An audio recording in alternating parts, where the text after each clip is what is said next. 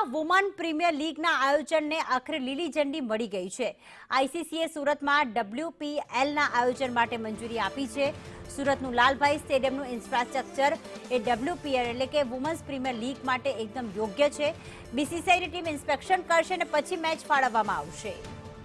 જયેન્દ્ર અમારી સાથે જોડાઈ ગયા છે। જયેન્દ્ર, આખરે જે પ્રમાણે બીસીસીઆઈએ મંજૂરી આપી દીધી છે, પરંતુ એ પહેલા ઇન્સ્પેક્શન કરવામાં આવશે। ક્યારે આ ટીમ આવશે, શું વધુ અપડેટ મળી રહી છે એના માટે?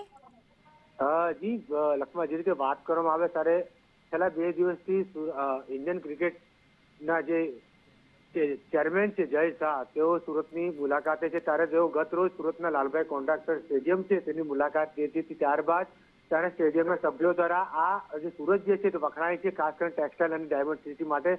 ત્યારે રમતવીરો પણ અહીંયાથી ઊભા થાય તે માટે તેમણે પ્રયાસ કર્યો હતો કે અહીં મોટા લીગની મેચો થાય તેમની માટે તેમણે જે છે અભિપ્રાય મૂક્યો હતો। ત્યારે તેમના દ્વારા કહેવામાં આવ્યું હતું કે હજી સુધી અહીં આઈપીએલ મેચનું આયોજન નથી કરવામાં આવ્યું। ત્યારે એમણે કહ્યું કે હવે મહિલા આઈપીએલ મેચ સુરતમાં યોજાશે, ત્યારે તેની માટે બીસીસીઆઈની ટીમ અહીં આવશે, ગ્રાઉન્ડનું નિરીક્ષણ કરશે। ત્યારબાદ ઇન્ફ્રાસ્ટ્રક્ચર વ્યવસ્થિત છે ને સ્ટેડિયમનું ભાર પણ વ્યવસ્થિત છે, ત્યારબાદ તેને પરમિશન આપવામાં આવશે। એટલે કે કહી શકાય કે આગામી જે આઈપીએલ મેચ થશે મહિલાઓને તેમને સુરતમાં થઈ શકે તેવી હાલ શક્યતાઓ માટે લીલી ઝંડી જોવાઈ રહી છે। બિલકુલ, આભાર જયેન્દ્ર તમામ વિગતો માટે।